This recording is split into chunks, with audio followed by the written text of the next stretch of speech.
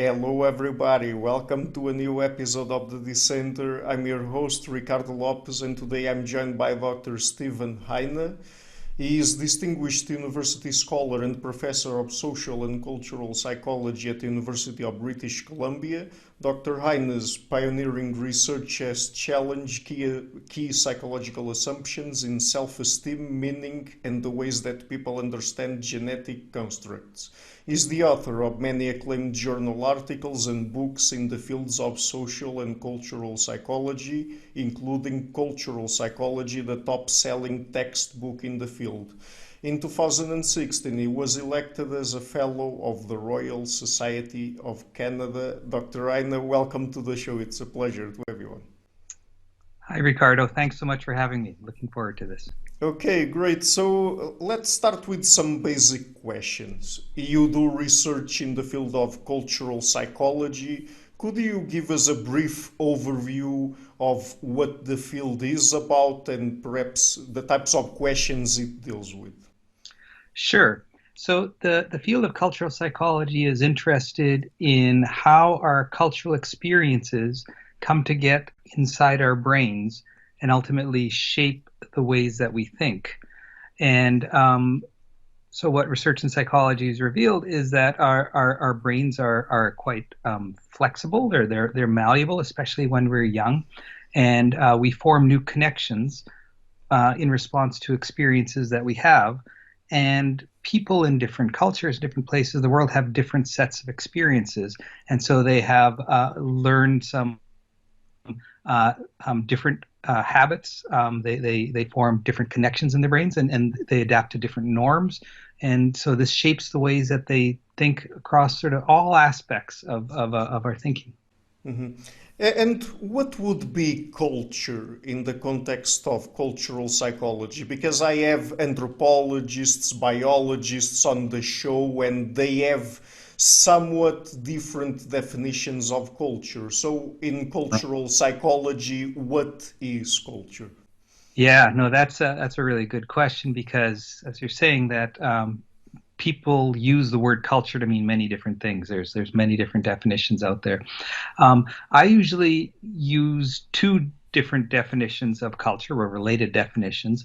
One is that culture is a kind of information, and it's a kind of information that we learn from others that guides our behavior. So just through communicating with each other, we're learning things from each other, and this is cultural information. And then second, I use the word culture to refer to, groups of people who are in a shared communicative context so that they are regularly sharing ideas with each other. And so we talk about those groups as a culture. Quite often as a shorthand, we refer to like national cultures where people tend to share a lot of information. But I mean, you can have other kinds of cultures too. You can have things like LGBT culture. You can have, your university culture. You can have Mac user culture, and so on. That sort of anything where there's a lot of information being shared regularly between people can form this shared set of norms and expectations. Very interesting. I think that another interesting thing for us to explore here is so there's cultural diversity across cultures, and cultures influence people's psychology at least to some extent.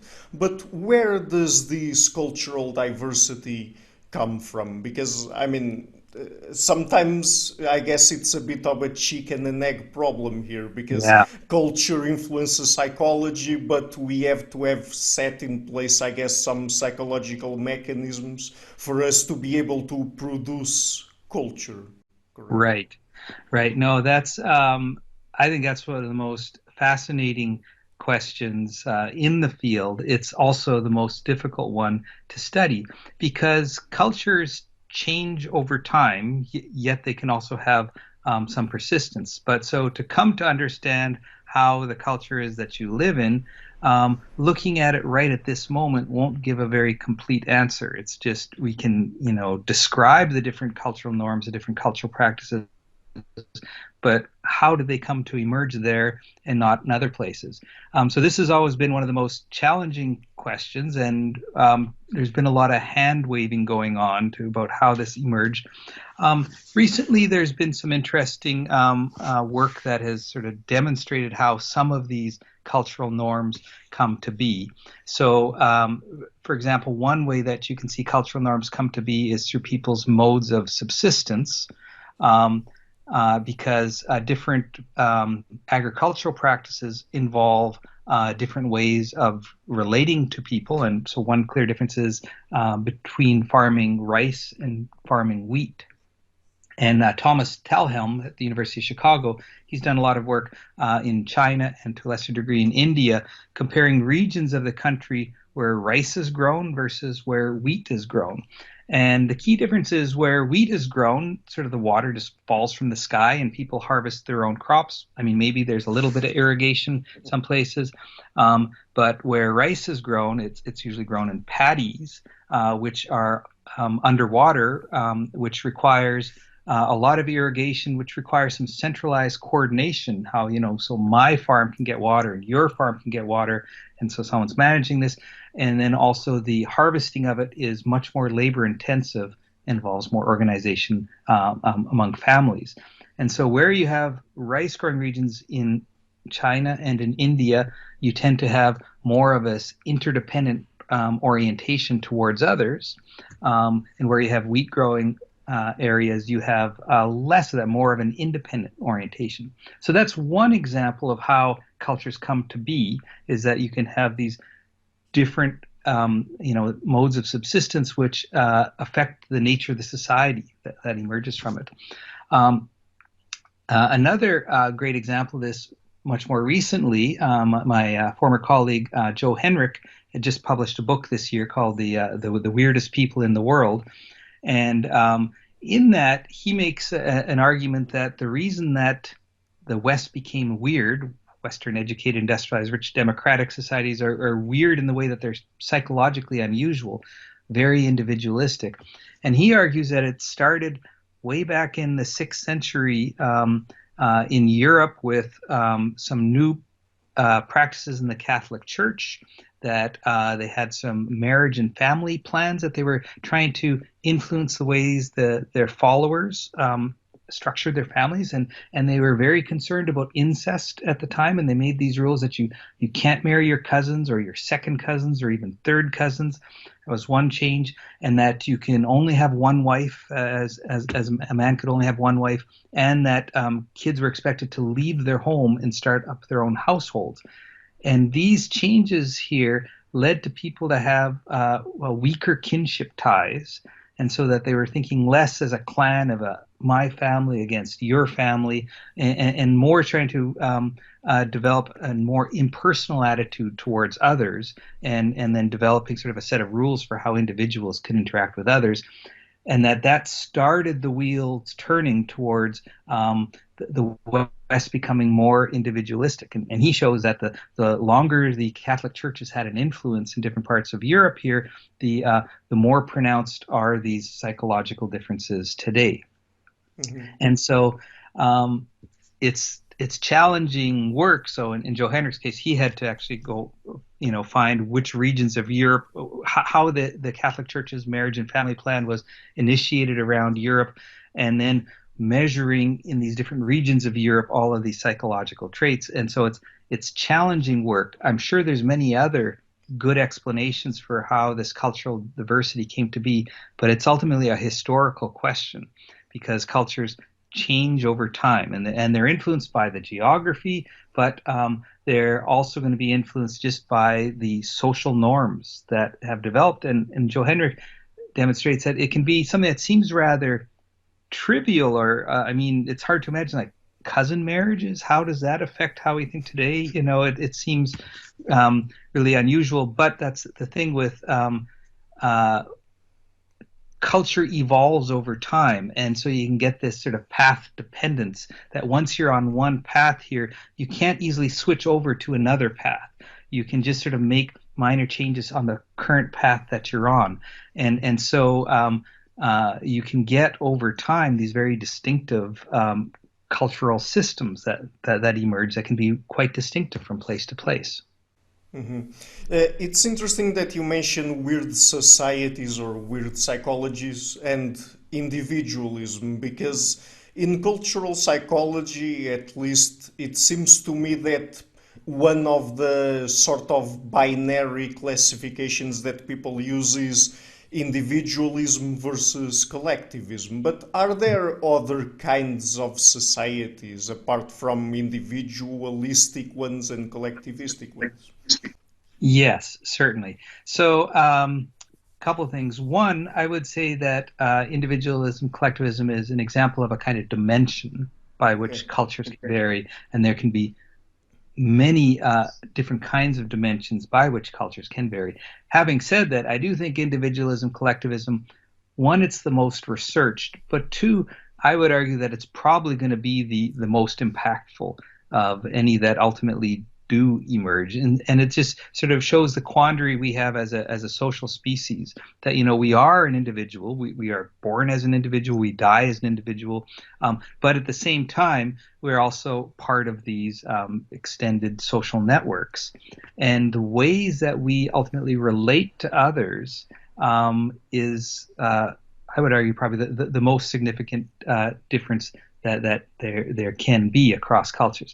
Thus far, individualism, collectivism is the dimension that's received the most amount of research. But there are other dimensions too. So another dimension is associated with hierarchy, how hierarchical societies are. So, for instance, Confucianism is very much a hierarchical system of who you have obligations towards. So societies vary in terms of how flat or how hierarchical they are. And another dimension that's received quite a bit of research is called tightness and looseness. Especially Michelle Gelfand has done a lot of work on this. And this is how tolerant is a society of deviance from a norm. And you can have, a tight society. So, for instance, like Switzerland's a relatively tight society where there's a clear norm and people are expected to follow these clear norms. Japan's another example of a tight society. The U.S. contrasts as a more loose society where there's more ways that individuals can be that are tolerated. So that's another key dimension that exists. And another one that's got a lot of research interest recently is something termed relational mobility, and especially a social psychologist in Japan, Masaki Yuki, has done a lot of work on this. And what relational mobility is in the social ecology that you live in, what are your opportunities available for forming new relationships? And some places, especially rural places, but it varies more than just that, tend to have what's called low relational mobility, and that the relationships that you have are ones that you're kind of born into and are part of the community, and there's not many opportunities to form new relationships with others, that you're just not in a situation where you have the option to do that. And in that kind of situation, the situation of low relational mobility, you're not really going into looking at people in terms of evaluating them as maybe I could be having more desirable relationships with someone else, and sort of always thinking of relationships in this case as more of a closed market. And so you're not kind of shopping for new relationships. And so in these kind of societies, people have more ambivalent attitudes towards relationships. They have a lot of enemies because you can't avoid enemies. They're just part of the relationships around you. And actually, they're more like frenemies in that the sense that you have these ambivalent attitudes. You have, positive attitudes towards them in some contexts, negative attitudes towards them in others.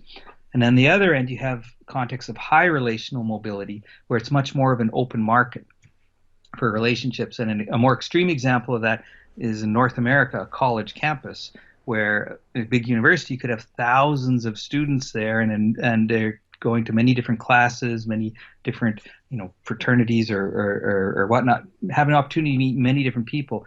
And in that context, there's competition then between people, and so people try to make themselves a more attractive relationship partner. So they're trying to be nice to each other. They're trying to show how they can be desirable, and people are evaluating them this way. And it's not just romantic relationships, although that can be part of it, but any kind of relationship. Just that in an open market, you can choose. Should I spend time with you, or well, maybe that person over there might be more. I could benefit more from doing so, and just having this kind of attitude towards relationships really changes the ways that people think about others and how they present themselves too. Mhm. So, across cultures, there are some psychological mechanisms that are influenced by culture, and so they differ across societies. And later on in the interview, we're going to talk about some of them, like the fundamental attribution error, cognitive dissonance, and others. Um, are these cognitive mechanisms that are influenced by society, by culture? Are these influences permanent in terms of, okay, so if I live in a given culture, I acquire these psychological mechanisms, and if I move to a new culture, they Mhm. can't be altered, or can they? Yeah, no, that's a really good question, and it's been a challenging one to study, but there's quite a bit of evidence on it.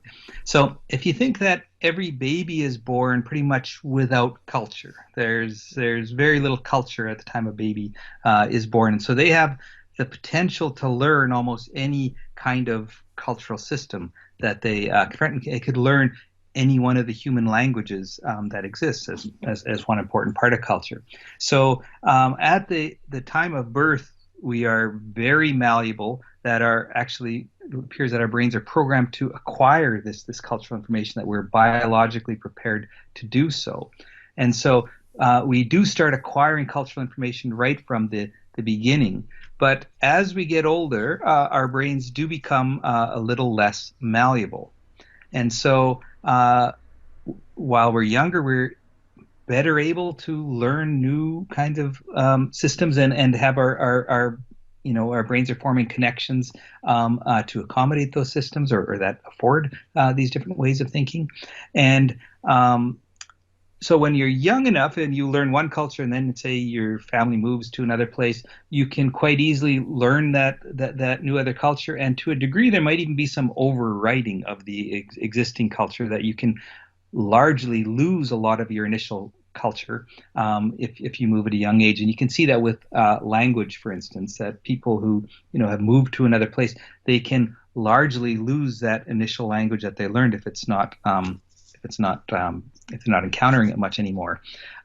However, at some point as you get older, it gets more difficult to acquire new cultural information.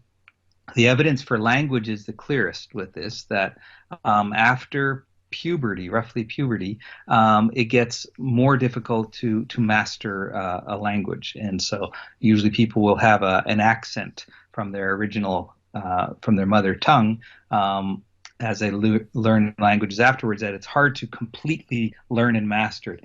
And it seems that that's also true for acquiring other aspects of our culture, that after we hit puberty, it becomes more difficult to learn another culture. You can still learn a lot of things, but the kinds of stuff that are especially slow to change are your preferences for things, that you just kind of like some things better because they are familiar and they resonate with, the first draft of your brain was constructed with the first culture that you encountered. And yeah, if that even if you go to learn other cultural systems later on, it's going to be hard to overwrite that, because your brain becomes less malleable with time.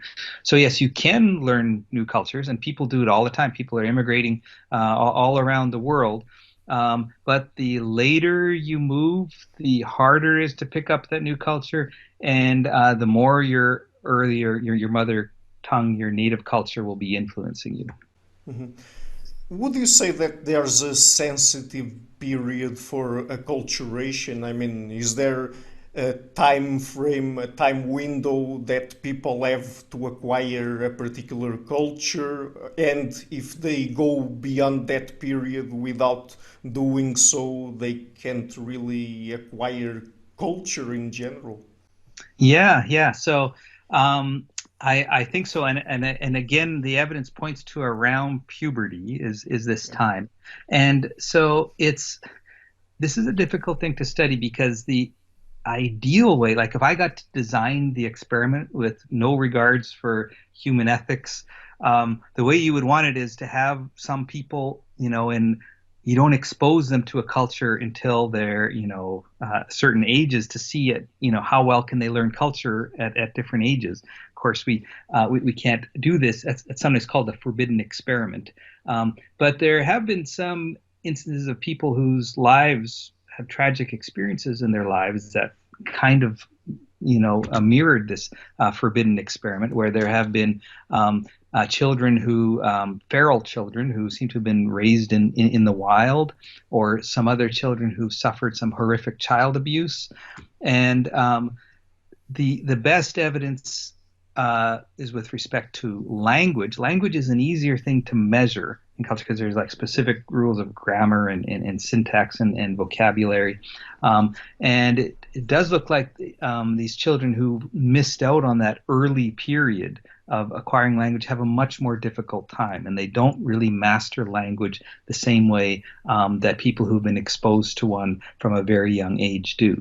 So it does seem that that there is a sensitive window for acquiring culture and language, and what this suggests is that we really are biologically prepared to acquire this information right from the beginning. That we are, dependent on acquiring cultural information to be able to survive. That unlike other species here, we actually are born with relatively few instincts or relatively few cases of pre-programmed knowledge about things. We have to acquire this information to be able to survive, and those of us who are better able to at acquiring it are going to be more likely to thrive and survive and have surviving offspring. And we come into this world very young, too young. We are very dependent when we are first born, and it's during this period here that we seem to be biologically prepared to acquire that information because our survival depends on it. And if you miss that because of horrific child abuse or being raised by wolves in the forest, you're missing the ability to acquire this key information that we need to survive. And so it seems it's hard to draw confident conclusions from these case studies of feral children because they've had, many other tragic experiences gone along with that. But it fits with the other evidence of just how people acquire a second language and acquire a second culture. There's parallels that you see people acculturating have a harder time acculturating after puberty. So what we found in our studies, we did some research here in Vancouver, has a very large population of Hong Kong immigrants. It's one of the biggest immigrant groups. And they arrived here various ages and over a fairly extended period of time. And so we looked at Hong Kong immigrants to Canada based on what age they were that when they first moved here and how long they were here, and then looking at sort of the preferences that they had towards Canadian culture, towards Canadian foods, towards Canadian customs, Canadian humor, stuff like that. And what we found is, people who arrived before the age of 15, the longer they were here, the more Canadian they became. But after 15, more time did not make them more Canadian over time. It seems that their ability to acquire these new preferences is just much more difficult after 15. It's just harder to acquire it. Mm-hmm. So you mentioned earlier weird cultures or weird societies, but is it the case that across the globe the cultures that we find nowadays are different from earlier cultures in terms of their traits? I mean, since the advent of our species, have human cultures been changing in some way? Yeah, well, so I mean, cultures are inherently dynamic. So they're always changing, and they're changing with the advent of new ideas and new technologies are one thing where we can really see this. So, since there's been the internet, since we've had social media, for instance, that people do things a little differently. So we expect cultures to always be changing. We just say at the same time, though, there is this path dependence that we don't like. So now that we have social media, it's not like we completely erase the culture and start off all over again. No, it's the existing culture here gets modified with this new introduction. So yes, individual cultures are always changing. But yeah, if we look back sort of more at a global level here, how are cultures around the world, how are they changing? Well, there's a few key trends that we can see.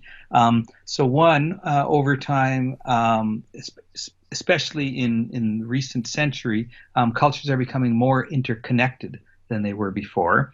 So, I mean, there's always been cultural exchanges between cultures, but in the past, it was largely just neighboring cultures. There wasn't that many occasions where people would meet someone from a distant culture. So now, though, with innovations in transportation and in just communication technologies such as Hollywood movies or social media, there's more information changing. So that's bringing cultures together in ways that they weren't as much in the past. And there seem to be sort of two interesting consequences to them coming together. On the one hand, there's a bit of a homogenizing force. So now everywhere around the world, well, at least maybe cities and most places around the world, you can have things like a Starbucks coffee, and you can watch a Hollywood movie, or you can build your IKEA furniture. That these are these are cultural products, and they're available all around the world. And so that's making people's experiences somewhat similar around the world. But parallel with that, you also have, because more people are moving, you're having more cultural diversity in many places, especially in big urban centers. Like in Vancouver, where I live, it's we have a very large population of people from East Asia and from South Asia, and from various parts of Europe, all living together. So in our daily lives, we're meeting people with more diverse backgrounds. You're more likely to be interacting with someone who has different cultural norms on average than people were in the past. But at the same time, we're also more likely to be exposed to some of the common cultural ideas together. So that's one change that's happened, and especially accelerated over the last century, where we are more interconnected than we were before. A second change that seems to be occurring largely worldwide is that individualism does seem to be increasing worldwide to a degree. And it's kind of in things that show evidence for this is that people are more likely to be living alone now in many places around the world than they were in the past. That's a sort of one kind of marker of it. Are more likely to be giving the children unique names than they were before. So this desire for uniqueness goes with individualism. So some things that cultivate this individualism, it seems, is that one, the world is becoming more secular in many places, so that's kind of cutting people off from old traditions, traditional explanations for how the world works. The world is becoming wealthier, and on average, that also contributes towards more individualism, in that people have at least more abilities to have more choices available to them, and this can lead to more individualism. And also just electronic entertainment. There's more ways that people can entertain themselves, at least be by themselves, entertain themselves, and those things are spreading around the world. So we can see a push worldwide towards more individualism. The rates would vary from place to place, and I don't think that means we're all going to head towards the same place necessarily, but at least there is we see this worldwide change. And another worldwide change, which I find the most interesting one, and the one that is perhaps the most challenging to explain too, is IQ levels are increasing around the world. And this was first noted by this New Zealand psychologist, James Flynn, who is noting that IQ tests, because they are standardized, meaning that the average IQ is always set at 100. So whenever there's a new test comes out, it has to be normed versus the old test. So some people have to take questions in both the new test and the old test, and adjustments are made, and then you can actually see how performance has been changing across time, and that IQ has been rising around the world, and especially on measures of abstract problem-solving intelligence. So you don't see much in the way of increases in things like vocabulary or arithmetic knowledge. You don't see much evidence of that. But for just abstract problem-solving intelligence, it's been increasing by really quite staggering amounts. That about a standard deviation in, say, 30 to 40 years, which is a very huge jump in terms of IQ. And so I think this is evidence, first of all, just that so much of our intelligence is what we learn from our world, that you're not born with a set amount of intelligence. It's heritable, but it's your intelligence is acquired from your interactions with the world. You are learning new skills, new ways of thinking. And so one thing that seems to be driving this increase in IQ is that people are getting more education than they had before. And education does boost intelligence. You can see it. There's some interesting studies that compare the length of the school year. In some places, the school year is a little longer, and people there actually their IQ is rising subtly, but a detectable difference. Even just a few weeks longer of education in a year leads to more intelligence. So people are getting more education. But that still can't explain all of the effects, because some of these increases in IQ are found in samples that aren't getting more education, that they're like military samples where people are dealing with like a high school education, yet still there's this rise. And it's indicating, I think, that our world is more complex now and requires more training of abstract problem solving.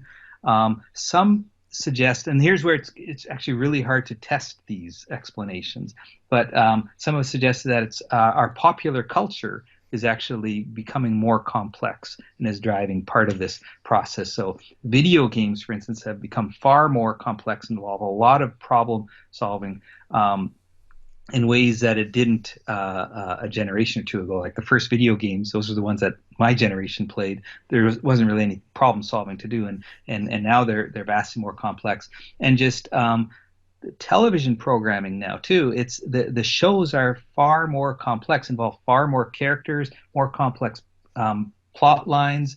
A lot of going back and forth in different periods of time. You think of the popularity of Game of Thrones and what a complex show this was, and it's so popular because people are wanting this, so that they're actually wanting more complex shows. And there still is mindless entertainment, to be sure, but even the mindless entertainment today seems like it has more complexities in it than the mindless entertainment from before. There's always been mindless entertainment. So it does seem that this is really hard to demonstrate because IQ is increasing everywhere. So it's really hard to do the appropriate studies to figure out what is the driving factors. But it does seem that aspects of our lives are more complex now, which require more abstract problem solving than in the past. Okay, so let's now run through some examples of psychological mechanisms that vary across societies. So, Okay. what is the endowment effect, and how does it vary? Yeah, so the endowment effect is an interesting phenomenon, and one I don't think would have been so obvious that it would vary across cultures. And what the endowment effect is, once you own something, you endow it with more value compared to things that you don't own. That it's just that, my computer that I'm talking to you on here, it's mine, and that makes it kind of special. And so if I was to sell this computer to you, I would probably want more money than you'd be willing to pay. And this is because it seems more valuable because it's mine. And you can see these transitions as soon as something is owned. Like as soon as it's okay, now it's yours, it boosts in value compared to someone who doesn't own it. And there are a number of factors that contribute to the endowment effect. One seems to be, though, that it shows what we call the extended self. So I think of, who are you? Who am I? And I think, well, it's me, this individual, but it's more than that. It's also, well, my family is part of me, and my country is part of me, and also even my things are part of me. And so that our attitudes towards ourselves also color our possessions. And so in general, people who have more positive attitudes towards themselves also come to have more positive attitudes towards their things. So the endowment effect tracks levels of self-esteem, and the levels of self-esteem are higher in North America, for instance, say, than compared with in East Asia. And so in East Asia, you see less evidence of endowment effect. There still is a little bit. It's not like it's not there at all, but it's not at the same magnitude that it is in the West. And so, yeah, and then a big part of this seems to be just this generalization of these positive feelings of me, I'm great, and so my stuff is great. And so if you want to buy my stuff, it's going to cost you because it's great stuff, because it comes from me. And so it's that kind of attitude of how these positive self-views will color the things that people own.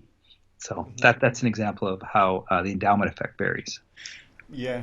So another effect is the similarity-attraction effect. Could you explain it, and does it also vary across cultures? Yeah. So the similarity-attraction effect is one of the strongest explanations for why we're attracted to certain people. So, that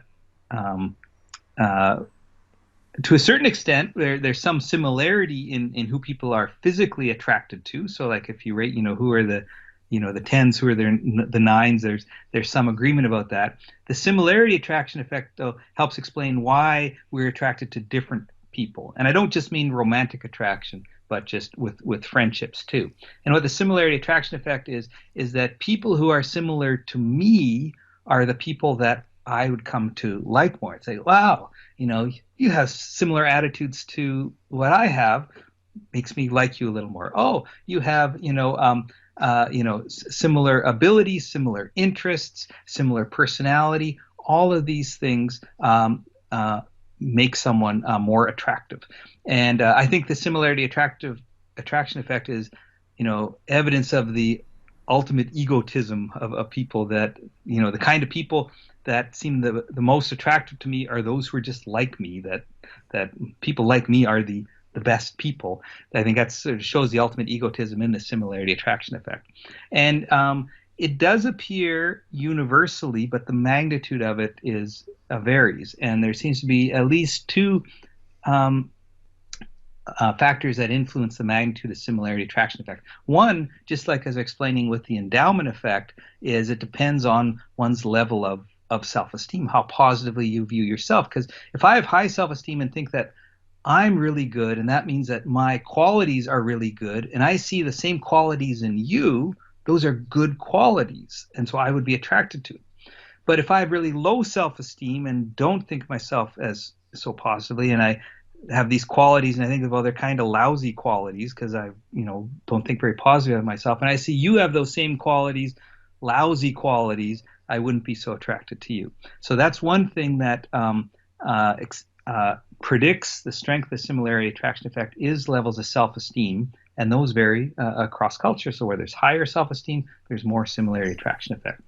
And a second factor is something I was referring to earlier with relational mobility.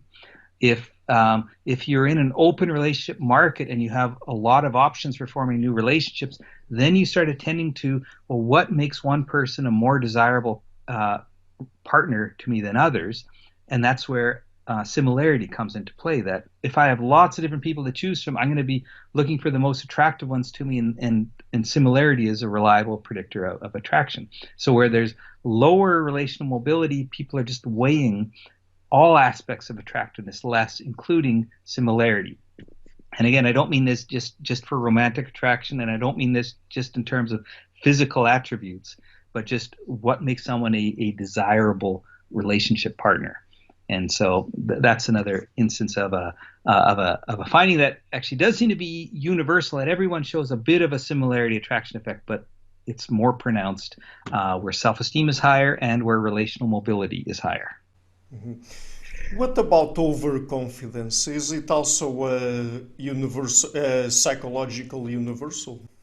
Yeah, so this relates to what I'm saying about endowment effect and similarity attraction effect, is that people vary around the world in terms of how much overconfidence they have, or what I think is a sort of a more basic level explaining it in just how positively do they tend to view themselves.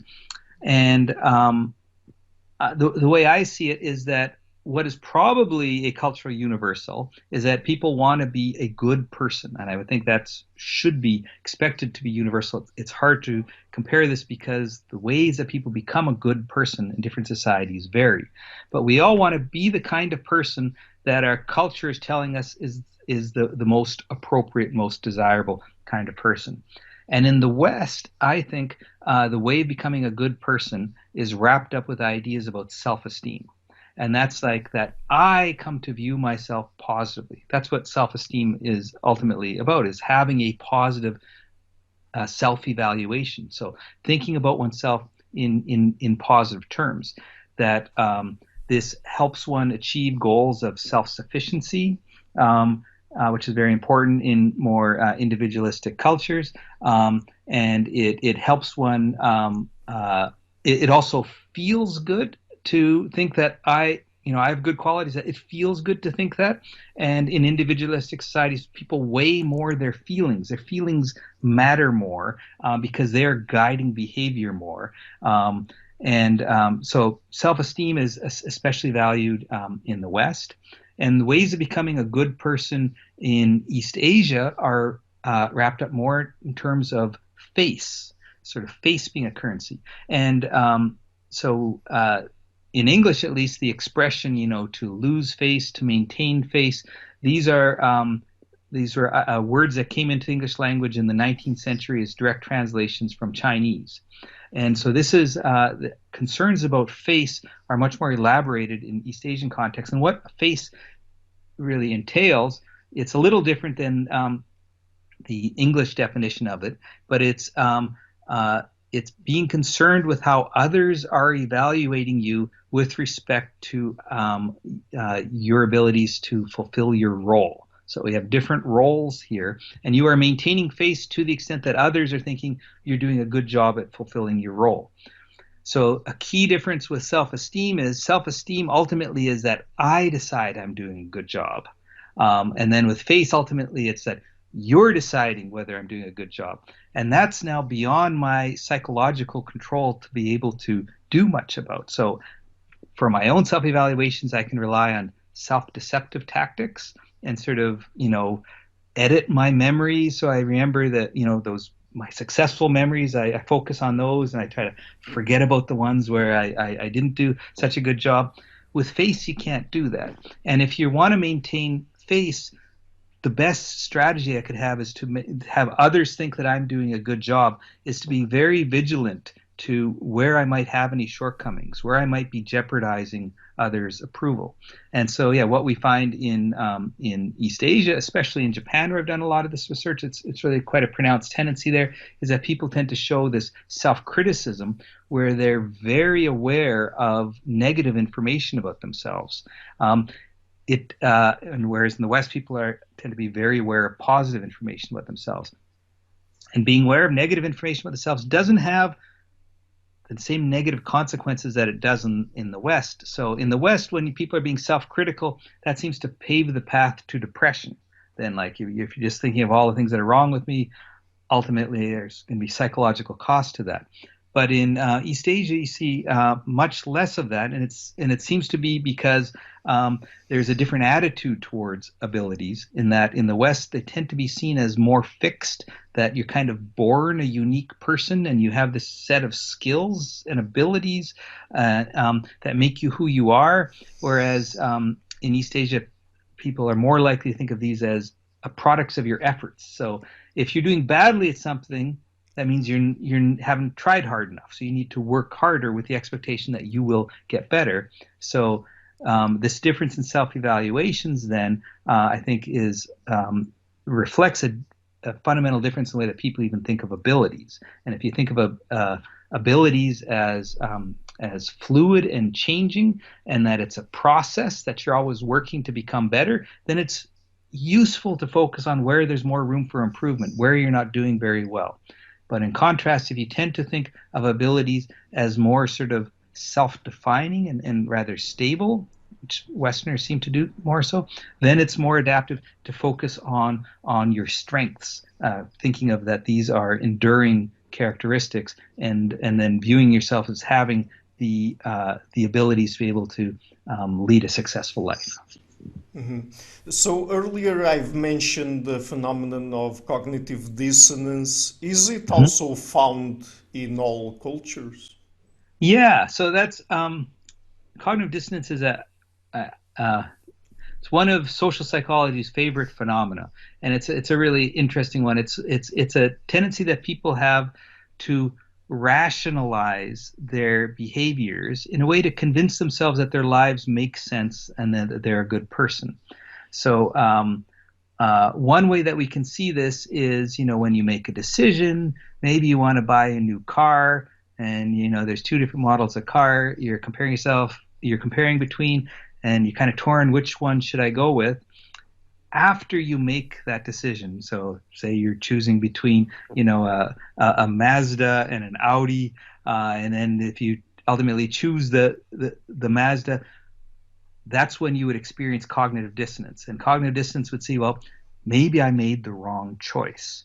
And so, but you are motivated. People often are motivated to view themselves as being sensible and good, and someone who makes the right choice. So what you do is you, at that point, try to convince yourself that why I'm choosing the Mazda was the good thing to do. With all of its, positive features, that's what you focus on, and all of the negative features of the car you didn't choose, that's also what you focus on to convince yourself that the decision that you made is the right decision. Another example of dissonance in action is that we want, again, to view our lives as sensible. So we sometimes can find ourselves doing things that don't really fit with our understandings about ourselves. And so what we will often do is we'll change our attitudes towards those things so that our life appears to make more sense. This is often studied in psychology by asking people to write an essay that goes against their values. So asking university students to write an essay arguing for a tuition increase. And what you find is if you ask people to do it, say, would you mind doing this for me? It's up to you, but it would help me if you would do it. Almost everyone would agree, interestingly, when you ask them like that. And afterwards, they will now think, they will believe that a tuition increase is a good idea. Their private attitudes change because they're left saying, well, why am I arguing for a tuition increase when I don't have to? I guess I must be in favor of it. Whereas those who are not given any choice and are just told that we require, please write an essay on this. This is the only essay topic that's acceptable. Those people don't show this attitude change. So those are some examples of what cognitive dissonance is, this rationalization. And because it really is at core here is a desire to view oneself positively, that I'm a sensible person who makes good decisions. I don't do silly things like argue for positions that I don't believe in.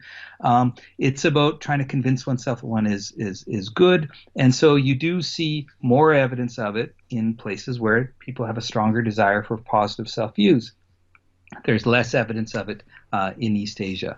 Again, I think it's one of these effects where it's probably universal, but just much more pronounced in the West than it is in the East. Although there's many more studies that could be done on cognitive dissonance outside of the West, and all of this, I should say, is predicated on the limited database that we have in psychology, the vast majority of psychological research happens in Western countries, especially in the US, and especially with college students. These are the people we call weird people. And because of that, the phenomena that we study are based on the sample that we've been studying. And so our understanding of cognitive dissonance and similarity-attraction effect and so on is based on the sample where these motivations are quite clear and evident, and we just don't have as much data from many other parts around the world. But in the case of cognitive dissonance, the little bit of data that we do have in East Asia is that it doesn't seem to be as pronounced or as reliable. It seems to be a somewhat different phenomenon. Mm-hmm. What about the fundamental attribution error? Has it been studied in different cultures? Yeah, so again, most of the research has been done in the West, but there has been some research outside of the West. And so what the fundamental attribution error is that it's involved when you're trying to explain other people's behaviors. So, we can't read other people's minds, but we're a social creature. We're interacting with others. We're trying to figure them out. And so when we see someone do something, we're left trying to think, well, why is that person doing that? And there's really two main categories of explanations that we can have for why someone is doing that. One is because that reflects their personality deep down. That's the kind of person they are. That's why they're acting that way. We call that making a dispositional attribution. We're attributing their behavior to their inner disposition. The other set of explanations, though, would involve that there's something in the situation that is causing that person to act that way. So imagine we see someone, arguing very rudely with a shop clerk. Why are they doing that? Well, if we say it's their disposition, they have an unpleasant personality, that could explain it. Or it could be a situation that maybe this shop clerk sold some defective merchandise and is not, going to refund it, and that's why the person is upset. So there's always those two categories of explanation that we could turn to. But what the fundamental attribution error refers to is that we tend to ignore the situation. That the situation, it's very difficult for people to keep in mind the situation that other people are in. We're pretty good at being able to explain our own situations. It's more salient to us. I know the experiences that I'm in, the situation I'm in, so I can see why that's affecting me. But I can't really see the situation, how it's affecting you.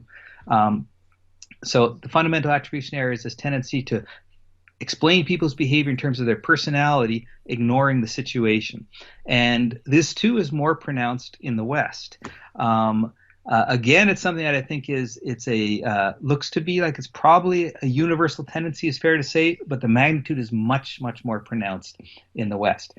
And I think that reflects that, one, in many other parts of the world, the situational constraints are stronger, so that they're more salient, they're more obvious, that that people act the ways that they do because they have roles, and they're acting in ways consistent with their roles. That's what's guiding people's behavior. And then this other influence of your personality, and people everywhere have personalities, but the amount of weight that we put on people's personalities for causing events in the world varies. And in the West, in an individualistic society, we understand people in terms of their inner psychological qualities. That's what we are assuming drives behavior, and so that's what we attend to. In many other places outside of the West, there's more emphasis on the roles that people have and what is different behavior that's appropriate in different situations, and so people are attending less to personality. It's not as impactful as it is seen in the West. So there is this difference in the fundamental attribution error, that there's more explanations of why people do the things that they do in terms of situational factors outside of the West. Mm-hmm. I would also like to ask you about mental illness, and I mean, two different kinds of questions could be asked here. One of them is how the classification of mental illnesses vary across culture. I mean, what are the kinds of psychological phenomena and behaviors that people say or classify as mental illness in different cultures, but I would like to focus on another aspect. Is it that people in different cultures experience mental illness in different ways? Yes, so I'll start with your second question here. So yes, and so I think there's really sort of two categories of mental illnesses of psychopathologies around the world, or at least I think it's easier to think of them in two categories. One category is often termed a culture-bound syndrome, and these are psychopathologies that really are specific to certain cultural contexts that you just don't see much of them outside of those cultural contexts. And there's a number of them. So, for instance, in Japan, there's this condition called hikikomori, which which is a condition which is common especially among boys, about 4 times as many boys as girls, and especially around adolescence is when it kicks in. And what happens is people they drop out of the social world, and they refuse to leave their rooms, to stop going to school, don't have a job, and they can do this for years. I know this one family quite well, and the boy there is no longer a boy. He's 35 years. He's been in his bedroom, and with almost no social contact outside the world. And you see it to small degrees in other places. School refusal is a term that's used in the West, for instance, but just the prevalence of it in Japan, it's estimated about 1 kid per class, like a high school class that is experiencing this, and people vary. Some people are in their experiencing this for a relatively short term, for months or years, but some are doing this for decades. And it really only started becoming a phenomenon after the Second World War. And one explanation that's given is Japan is a very tight society, that it's expected that when you're 18 when you graduate from high school and you start university, then at 18 and not starting university would be a big problem. That's what all the expectations are. That's the path. And then in your 4th year university, that's when companies come hiring, and that's when you get a job. And traditionally, it would be expected that this would be a lifelong career, although that's been weakening recently. But so that there's these very tight norms for how you're supposed to be, and if you are not fitting into those norms, there's not really much of a place for you. And so there's this reaction is just removing oneself from society. Another example of this that's more common in the West, mind you, are eating disorders such as anorexia nervosa and bulimia nervosa, which are more they seem to be culture bound in the sense that their rates vary greatly across society and across time. And it was like so in the 1980s, 1990s in the U.S. is when they were really peaking, and at much higher rates than had been seen in centuries before, and much higher rates than you see in other countries. And so these are examples of conditions that seem to emerge from a certain set of cultural experiences, and that you don't see them much in other places. But there are also other psychological disorders which are viewed as quite universal. So examples of those are things like depression and schizophrenia. They're found all around the world, although the rates that they're found do vary. And what makes this question more challenging, though, I think is one of the most challenging questions in the field of cultural psychology, is comparing mental illness across cultures, because depression, for one, that the symptoms that make up depression vary in their presentation in different cultures. So in the West, depression consists the key symptoms are having lower mood and inability to experience pleasure and having low mood. There's also some physical symptoms that can come along with it, such as problem sleeping, loss of appetite, sometimes headaches. In China, for instance, though, depression seems to be much more focused on those other physical symptoms, those somatic symptoms. So there's people who may be diagnosed with depression in China often don't even have depressed mood as one of their key symptoms. It's really that I'm having trouble sleeping, I have lost appetite, I have trouble focusing. Those are the symptoms that people are describing, and we call that more of a somatized expression of depression, and in the West it's more of a psychologized presentation of depression. And so it gets very complicated comparing these two. Like how are we sure this is the same illness? And people do respond in both cultures to antidepressants, although those are very blunt instruments which seem to affect many kinds of conditions. But so even a universal condition like depression, its presentation varies in the symptoms. Schizophrenia too. So schizophrenia has actually less variability in its prevalence around the world compared with most other psychological conditions. So rates of depression, for instance, in the U.S. are about 5 times higher than they are in China. But with schizophrenia, it's a pretty narrow band. There's not that, roughly it's about 1% of the population, and there's not all that much variability in prevalence. However, a key difference in schizophrenia around the world is the course of the disease. It's one of these rare cases where in more developed societies, the course of the disease is worse than it is in less developed societies.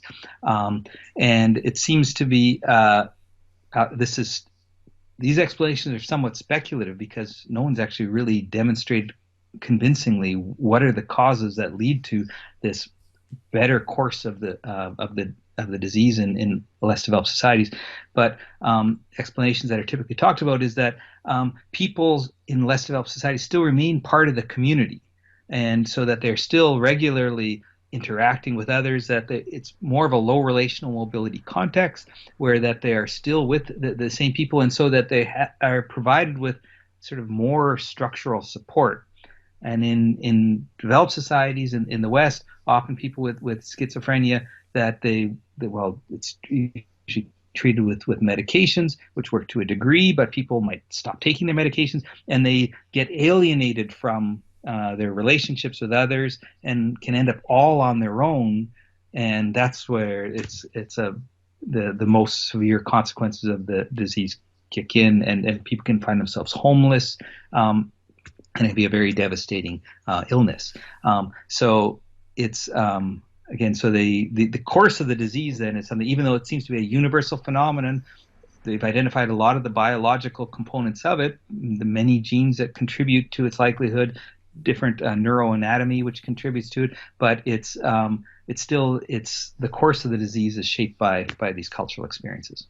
Mm-hmm. So I have 2 more questions. Since we're talking about culture, I think that one of the things that people who do research in this area are interested in is trying to understand how ideas spread among people. So is there a set of traits that tend to characterize the ideas that are the most successful? Yeah. So ultimately that's what is cultural change, is an idea spreading, an idea going from one person's head to another person's head. That's how you get cultural change. That's how you get cultural evolution. And so because it really is involving going from one head to another, communication is involved with the spread of cultural ideas.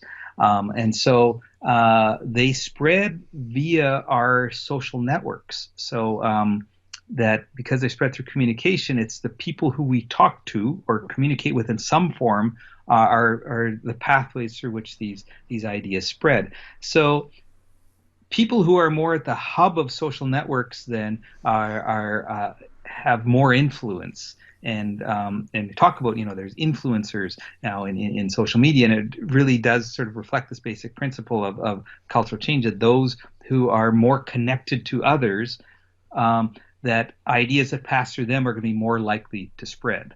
So that's one facet of it, is who are these ideas going through. Other facets, though, is that useful ideas spread. So if you have a really useful idea, so for instance, wearing masks in time of COVID is a new idea in much of the world, and it spread quite rapidly. Sadly, probably not far enough that there's still resistance to. But this is an example of a useful idea that people learn that, wearing a mask protects you and stops the spread of COVID. And so that's going to be an idea that spreads. And we want to be, generally we have pro-social motivation. So when we have some information that's useful, we have a desire to share it. It's just like, I learned there's a great sale going on, and you want to share this information because we have these pro-social motivations. So we share useful ideas, ideas that are especially emotive, that elicit a strong emotional reaction. We're motivated to share, and because we feel more of a sense of connection with others when we're sharing that same emotional experience. It enhances our sense of connection with others. So if you have an idea that's you've had a story that involves some really emotional aspects, those are ones that you're most likely to share. You're probably most likely to embellish and exaggerate features of the story to make it even more emotional and even more likely to that people want to share it. So those ideas spread well, that ideas that elicit this strong emotional reaction. And another, I think, interesting feature about the spread of ideas is ideas that we process more are going to be remembered more and more likely to be shared. And one curious finding is ideas that require more processing are ones that are largely familiar, but with a couple unfamiliar elements to them. And so those unfamiliar elements stick out in this context of the rest of this familiar setting. And so we focus on it more and we dwell on it more, and it actually enhances our recall. And a good example of this is my colleague Ara Norenzayan demonstrated this through Grimm's folk tales. So the brothers Grimm from Germany compiled many of the most famous folk tales in the world, like Cinderella or Little Red Riding Hood, and Hansel and Gretel, some of the famous ones. But not all of their stories were great stories. They actually have a lot of stories you probably never heard of too. Things like Farmer Little, the Jew and the Brambles. These are some stories that didn't spread. And what Aaron Norenzayan, my colleague, what he found was that the stories, the successful Grimm Brothers stories, fit a formula that they largely had about 2 or 3 unfamiliar counterintuitive elements. So like Little Red Riding Hood has like a talking wolf. It's most of the story is a sensible story. A girl's going to visit her grandmother, and then there's a talking wolf, and the wolf eats grandmother, but grandmother's still okay in the stomach and can be released. And so those stories, people remember them better and they share them more. And that's also the feature of the most successful stories in the world are those of myths and religions, which have been around for centuries and have spread quite broadly. And that is the typical format of stories from myths and religions, is largely mundane, sensible, daily events with the occasional miracle thrown in. And those are the ones that really stick in people's memory, and it makes them motivated to share. So those become very successful cultural ideas that will spread. Mm-hmm. So my final question, what are the questions in the field of cultural psychology that haven't been answered yet and that you would like to see addressed in the future? That's a great question. Well, one big one, it isn't so much the question, it's the way the questions are explored, is the vast majority of our database still to this day is largely based in American college students. That's where the vast majority of psychology has been studied. And there's been more recently much more research coming out of East Asia, and that's probably the most common contrast is between North America and East Asia, various countries in East Asia. but still much of the rest of the non-Western world is very understudied. And so we actually just don't even know that well what is the psychology like in much of the rest of the world. So I'd say that at least is uh, one key element. And a reason why that's important too is, you know, most psychologists are studying convenient samples of people around them, and they're the familiar people too. And so we're typically studying psychological phenomena that are familiar to us, and familiar to North Americans. These are the big psychological phenomena that we've identified and are curious about and study.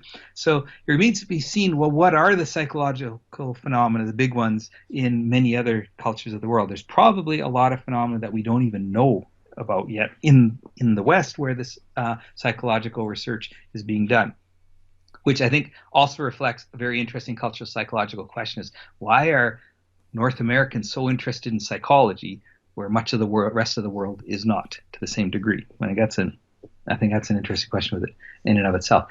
But so many of the phenomena that are more common outside of the world remain to be studied. And some of those that we have been studying more recently, just some examples of it, like I talked a bit about face in East Asia. So that's a good example of phenomena that we learned about really when we started studying questions in East Asia. Concerns with honor.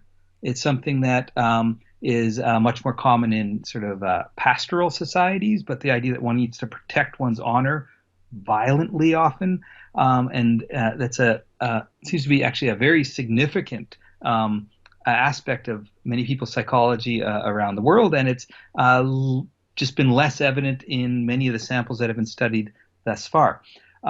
Concerns with it's called a dialectical reasoning, that is tolerating contradiction. So it seems that tolerating contradiction is more common in East Asian societies, where Western societies, people prefer cognitive consistency, and so they want a simple answer where this is right and that is wrong, and so I don't have to deal with it anymore. We proved that is wrong. So there's no contradiction because I'm just labeling this part that's contradictory as wrong and to get rid of the contradiction. But it's tolerated much more in the West. So I mean in East Asia. So those are some examples. I think the origins of cultural differences is being turned to more so now. More economists are studying cultural psychology and using some very nice mathematical tools from economics, which are able to sort of look at change across time, which is Nathan Nunn, an economist at Harvard, has this interesting work sort of showing that the climate variability is what predicts the speed of cultural change, or places where there's more climatic variability, culture changes more quickly. And so, he has data on how variable climate has been in different parts of the world, and places where it's been more stable, people are doing things quite similar to how they were doing it many centuries before. And because the climate has such a big impact on the way our means of subsistence. So that's an example of cultural change. Growing importance. And I do think just, mental health, explaining the diverse ways that people experience mental illness around the world is something that I really don't think has been adequately explained. And so some are suggesting that, people feel distress maybe quite similarly around the world, but how they express that distress, they seem to be expressing it in psychologically familiar ways. That once you learn an idea that many people are dealing with their stress this way, some people are, having eating disorders, that's how they're handling their distress. In, Victorian era Austria, Freud was dealing with people who are experiencing hysteria, and we don't study hysteria anymore. And some argue that it's no longer the original condition that he was studying is just no longer very common. That was a familiar way to express distress, and so I think trying to understand what leads people to experience distress and to express that distress in culturally normative ways is, I think, a really interesting question that much more work needs to be done on. Okay, great. So just before we go, would you like to mention any places on the internet where people can find your work? Oh, certainly. I guess Google Scholar is probably the easiest thing. Type in my name in Google Scholar, and that takes you pretty much to links to various papers that I've done. Okay, great. So I will be leaving links to your work in the description box of the interview. And Dr. Heine, it's been a pleasure to talk to you, and I hope to have you again on the show somewhere in the future. So. Great, terrific. Thank you very much. I really enjoyed this. Hello, everybody. Thank you for watching this interview until the end. As you might have noticed, I've started this channel back in February 2018 and have been putting out regular interviews with top academics and scholars from a variety of fields. So to keep the channel sustainable, I would like to ask you to please pay a visit to my Patreon page and to consider making a pledge there. If you prefer PayPal, I also have links to that in the description box of the video. Otherwise, and if you like what I'm doing, please leave a like, share it, and hit the subscription button. I would also like to give a huge thank you to my main patrons and PayPal supporters, Karen Litzke and Blanchett Pererga Larsen, Lau Guerrero, Francis Ford, Hans Frederick Sunda, Ricardo Vladimiro, Craig Healy, Adam Kessel, Olaf Alex, Jonathan Wiesel, Anian Kata, Jacob Klinkby, Matthew Whittingbird, Arno Wolf, Tim Hollesy, Henrik Alenius, John Connors, Paulina Barron, Philip Force Connolly, Jerry Mueller, Herbert Gintis, Rutger Voss, Bo Weingard, Rebecca Newberger Goldstein, Dan Demetriou, Robert Windiger, Rui Inácio, Arthur Coe, Zoop, Marco Neves, Colin Holbrook, Susan Pinker, Thomas Trumbull, Bernardo Seixas, Pablo Santurbano, Simon Columbus, Jorge Spinha, Phil Kavanagh, Corey Clark, Mark Blythe, Roberto Inguanzo, Mikkel Stormir, Eric Neumann, Samuel Andreev, Tiago Nunes, Bernard Yugni, Alexander Dunbauer, Omari Hickson, Fergal Cusson, Evan Bodrenko, Hal Herzog, Nuno Machado, Don Ross, João Alves da Silva, Jonathan Librant, Oslam Bullitt, Nathan Nguyen, Stanton T, Samuel Correa, Eric Hines, Mark Smith, J.W., João Eira, Tom Hummel, David Sloan Wilson, Yacila Deza Araújo, Eden Solan, Romain Roach, Dmitry Grigoriev, Diego Londoño Correa, Tom Roth, and Yannick Punter. My producers, Isar Webb, Jim Frank, Lucas Stafiniak, Ian Gilligan, Sergio Codriano, Luís Caetano, Matthew Lavender, Tom Vanegdam, Curtis Dixon, João Linhares, Benedict Mueller, Vega Guidi, Sardas France, and Niruban Balachandran, and my executive producers, Michal Ruzhevsky, Rosie, and James Pratt. Thank you for all.